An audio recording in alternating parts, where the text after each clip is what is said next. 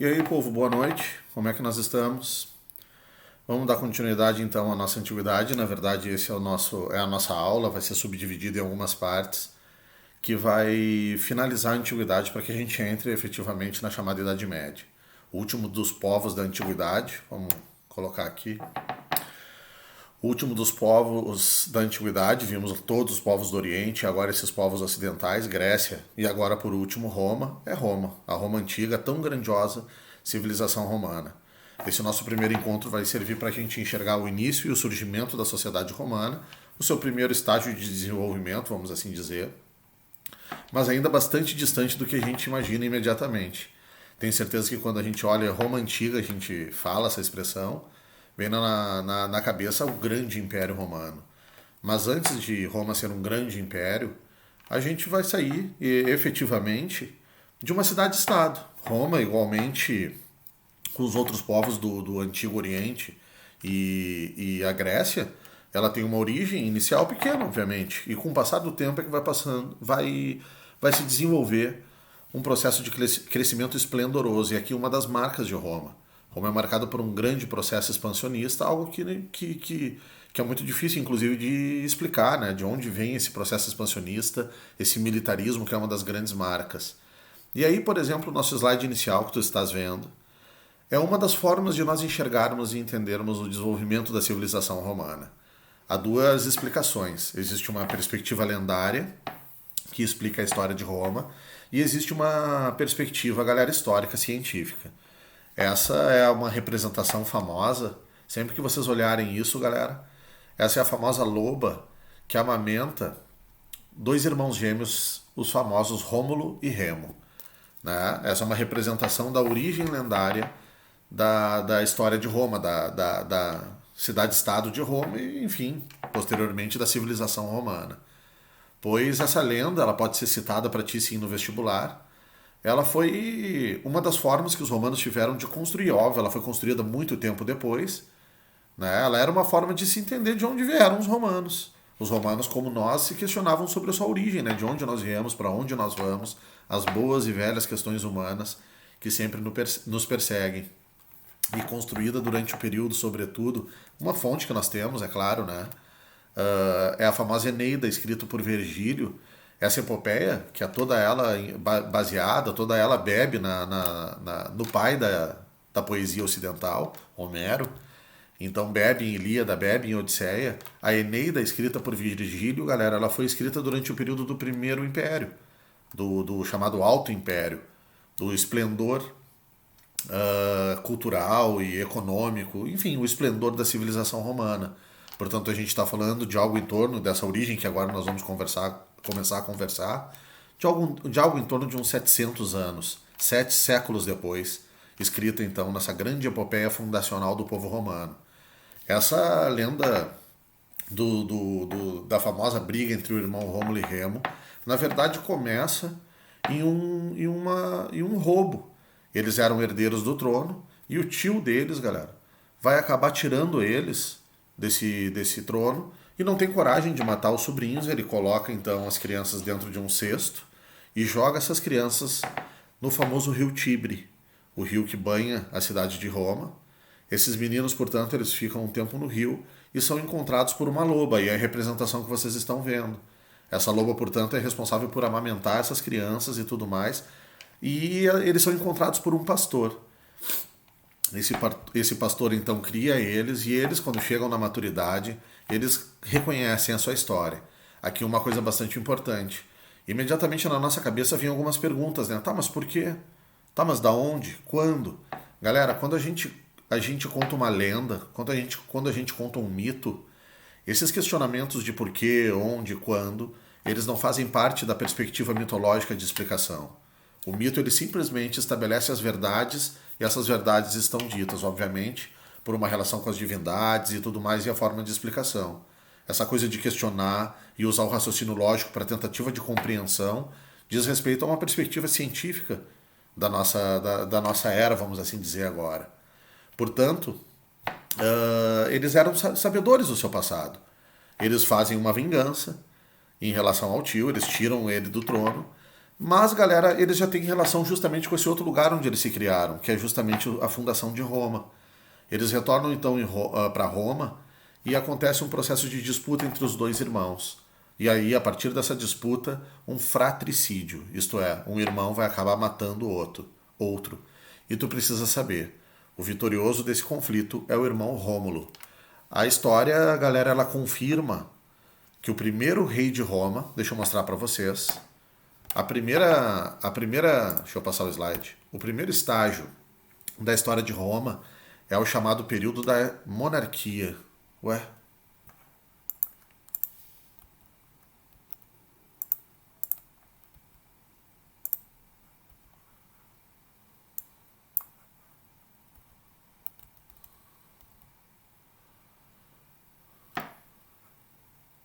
Deu bug ali, beleza. Aí, monarquia. Deixa eu ver se vai funcionar agora. Monarquia. Bom, vamos indo assim. É o período da chamada monarquia. Entre 753 e 509, durante esse período inicial, portanto, né, Roma foi controlada, galera, por reis. Foi um sistema monárquico. Tu está enxergando nesse slide uma parte que praticamente não aparece nos vestibulares, à exceção da PUC. A PUC, ela eventualmente trazia também na PUC, não é a parte preferida. A URGS, então, nem se fala. E os vestibulares de modo geral. Se a gente pega a prova do Enem, por exemplo, em relação às questões que relacionam-se com Roma, galera, também não é a parte preferida, não. O Enem prefere muito mais a Grécia, nessa antiguidade, do que, como pano de fundo, do que Roma para exercitar as habilidades conosco. Tá? Roma, portanto, não é lá o que mais aparece na prova do Enem também. Mas, enfim, vindo para os vestibulares tradicionais, tu vai ter uma questão, hora de Roma, hora de Grécia, hora do Oriente. Roma, Grécia, Oriente, elas oscilam. E se a gente pegar, galera, 90% das questões não falam da monarquia. Mas a gente não pode simplesmente pular para a parte mais importante, a república e a parte do império, e não entender justamente o momento fundacional e o desenvolvimento dessa civilização. Pois dentro da história, portanto, a ciência, a gente começa a resgatar a história da Roma Antiga um pouquinho antes desse 753. Essa data já é uma data que eu acho trilegal, né? Quando a gente olha assim, se dá conta do que... né? Peraí. Todos os povos que nós conversamos até agora, o início, mais ou menos 3.500, 3.200 antes de Cristo. O início lá, vamos supor, dos fenícios, 2.000 antes de Cristo. O início dos persas, por volta dos, né, o Império Persa, por volta dos 500 antes de Cristo, né, a partir de 1000 e tudo mais. Percebe que tudo que é povo não existe uma data específica. Olha a data da monarquia, galera, 753. Só faltou dizer para ti o dia, o mês e o horário em que foi fundada no cartório uma cidade, né? Isso diz respeito justamente a essa perspectiva lendária. A gente usa essa data do 753 porque essa é a data trazida da lenda do momento da fundação dessa cidade-estado. Então nós, historiadores, dentro de uma base científica, começamos a ver um processo de migração para a Península Itálica. Por volta dos 1000 anos antes de Cristo, a gente pode começar a localizar o início assim dessa história. Mas, como eu estava dizendo para vocês, galera, a história científica ela confirma o primeiro rei de Roma foi um homem chamado Rômulo. Se foi esse fratricídio, enfim, isso a gente não sabe, né? O assassinato de um irmão pelo outro, isso a gente não confirma ainda. Quem sabe um dia, né? Quem sabe esse mito é a mais pura verdade, a gente vai lá, descobre a loba, né? Imagina só. Pois bem, povo. O início, portanto, dessa história estão ali, marcado para vocês. Politicamente, essa cidade-estado vai se desenvolvendo. Ela fica no centro da Península Itálica. Essa região central da Península Itálica se chama região do Lácio. Tá? E o povo originário, galera, romano, é o povo latino. Tá? É daqui que vem, inclusive, para vocês entenderem, eu não sei se vocês já viram lá nas aulas de literatura e tudo mais, a expressão a última flor do Lácio. Essa expressão é usada para o português. Né? A língua nossa, o português, é uma língua que descende do latim, que vem dos latinos. Portanto, a última flor do Lácio. O Lácio, portanto, é a região... Atena. O Lácio, portanto, é a região onde se desenvolve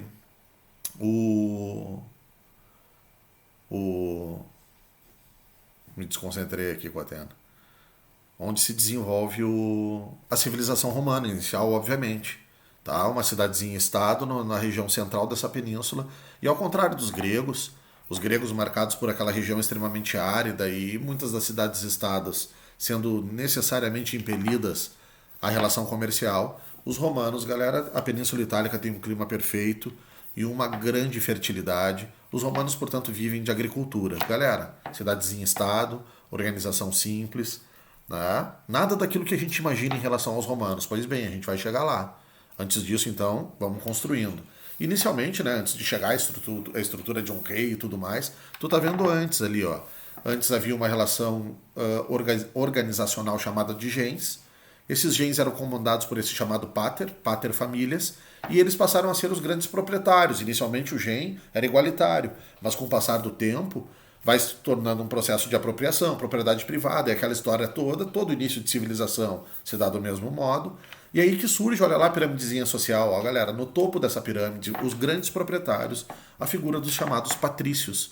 O pater, né? A figura do patrício, portanto, a aristocracia que se vai se desenvolver em Roma, que será importante, poderosa e privilegiada durante toda a história de Roma. Claro, de modo diferente, a gente vai aprofundar e vai enxergar a partir de agora as nuances e as mudanças disso, mas essa aristocracia jamais deixou de ser poderosa, né? Ao lado desses patrícios, na verdade, à mercê dos patrícios, estão os chamados clientes. Os clientes são plebeus, mas que estão em relação direta, galera, de dependência e algum certo parentesco mais próximo na origem desse processo em relação aos chamados patrícios. E a grande massa nessa cidade-estado eram os famosos plebeus, os não bem-nascidos, né?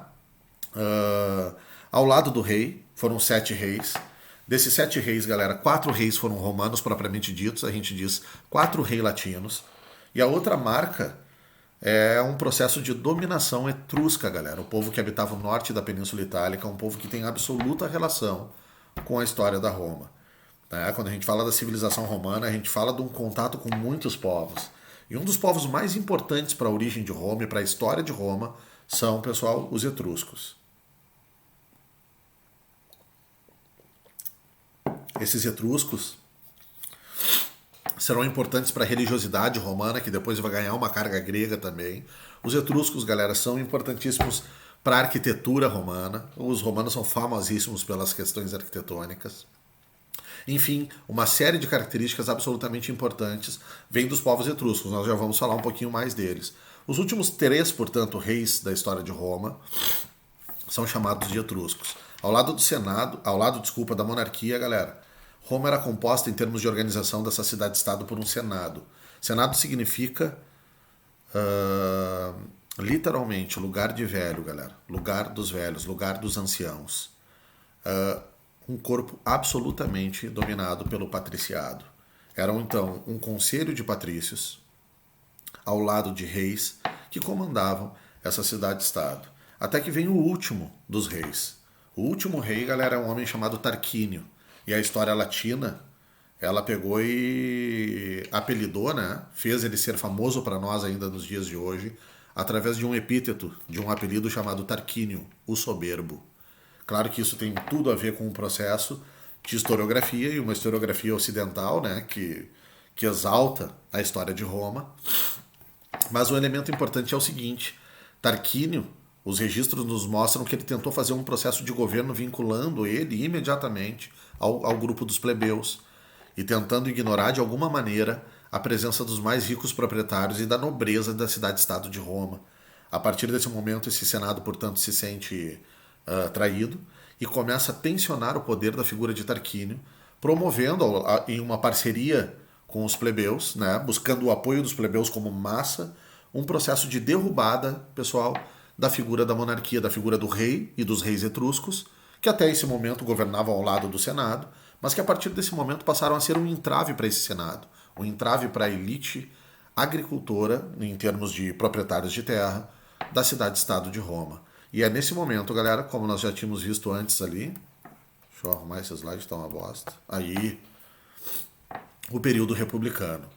Os patrícios, portanto, eles convidam os plebeus a participarem desse processo de derrubada e a construção de algo que pertenceria a todos. Aí que vai vir a noção de construção de algo público, galera. Pertencente a todos pela primeira vez, claro. É uma relação direta com aquilo que se desenvolveu anteriormente na Grécia. Um processo de construção do exercício de cidadania, a polis que era construída politicamente pelas pessoas. Da mesma maneira, isso está se desenvolvendo em Roma.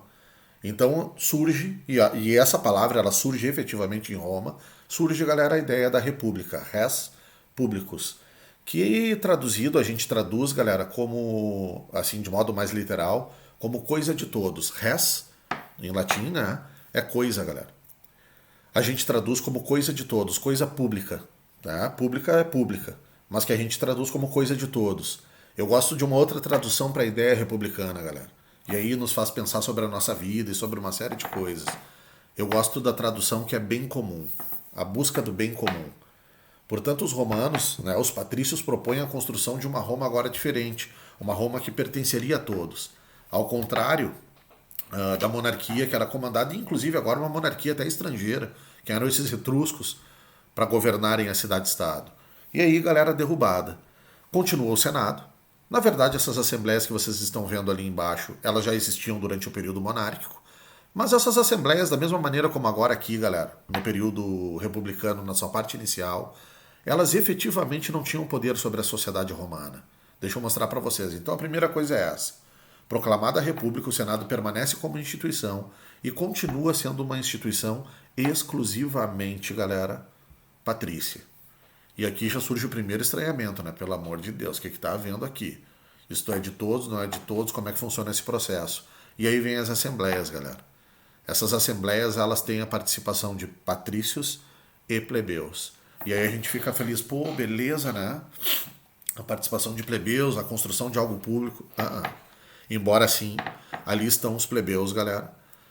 Ali também estão os patrícios que acabavam fazendo dentro dessas assembleias, através de manipulações, através do maior poder que possuíam, acabavam eles, galera, capitaneando também as discussões que aconteciam dentro dessas assembleias. Mas isso não é tudo.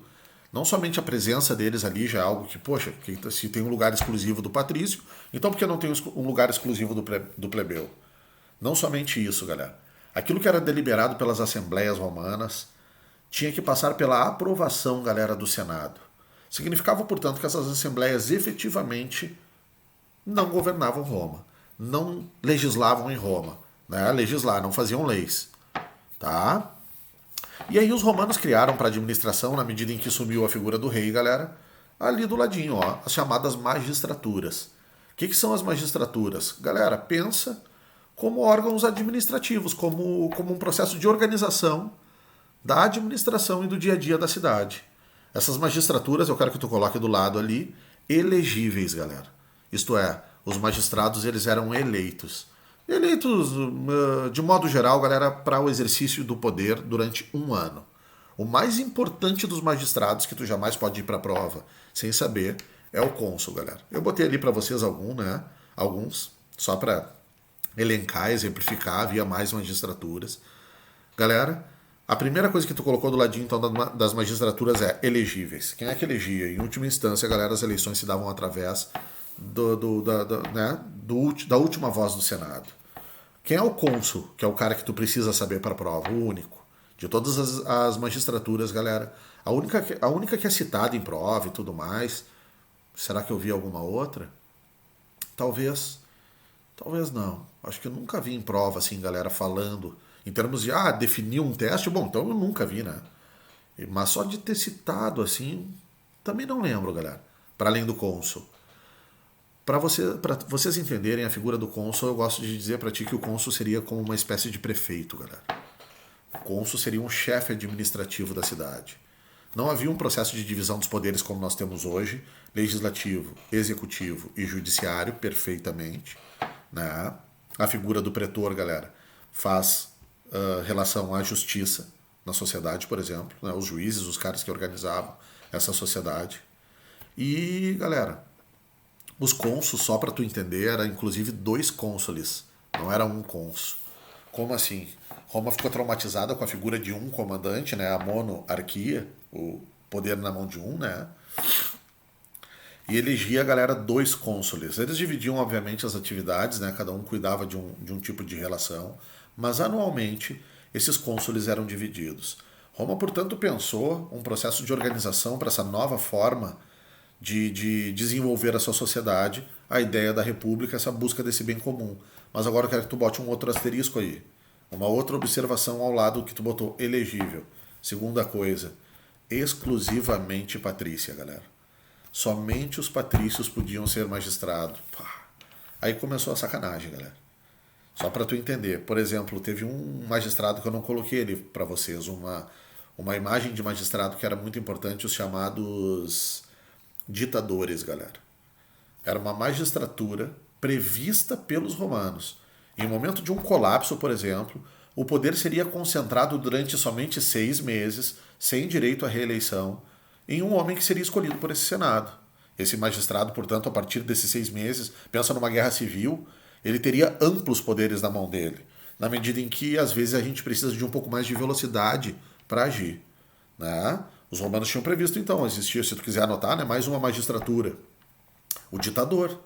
Só lembrei agora aqui, falando para vocês dessa coisa de pensar a organização dessa sociedade. E nisso os romanos são incríveis, galera. Ao contrário de os gregos, que entraram num colapso a partir de um determinado momento e eles não conseguiram lidar com a ideia de juntar-se, formar um grande império, vamos assim pensar, né? Sempre as poleis, independentes uma das outras, os romanos foram lidando de modo prático e pragmático com essa transformação e esse crescimento, criando instituições, criando formas de organização, claro, até que o momento vai chegar, obviamente, o colapso dessa civilização. Mas somente uma das coisas lembradas da civilização romana é justamente isso, né? Eles vão lidando com essa forma prática de governo, de governar, de ajustar, absorvem os povos que eles têm contatos, algo que eles podem aprimorar na vida deles, por exemplo. O edis, galera, cuidador das questões, por exemplo, né? Responsável pelas questões da moralidade romana, pelas questões dos prédios públicos, por zelar as questões públicas da cidade. O edis era responsável, o povo, por promover festas públicas, por exemplo, as lutas de gladiadores e tudo mais. Então eram figuras extremamente queridas, extremamente, como é que eu posso dizer para vocês? Como é que é a palavra que se diz assim? Extremamente popular. Extremamente populares, por exemplo, os edis. Perfeito? Só para mostrar para vocês. Então essas são as organizações, essa é a organização de Roma na sua origem. A república nós vimos agora, mas espera aí, uma questão que eu sei que está na tua cabeça aqui é imediatamente assim, não, espera aí só, estamos de palhaçada, é isso então? Começa uma história, essa história era totalmente excludente, somente o domínio de uma aristocracia, de uma nobreza, um monarca, derruba-se esse monarca com o pretexto de construir algo de todos, a República Romana. E significa que, portanto, essa república é absolutamente marginalizadora. Perfeito, galera. Essa é a história da origem da república e da origem de Roma. Mas a partir de agora nós entraremos nos outros 2 eixos de Roma. E esses 2 eixos que marcam o período republicano são relacionados a justamente a crise disso daqui que nós estamos conversando. Já começou e já vai começar um processo de tensionamento. Beleza? Ficamos por aqui então. Deixa eu dar um tchau. Essa é a primeira parte. E daqui a pouquinho a gente vai se ver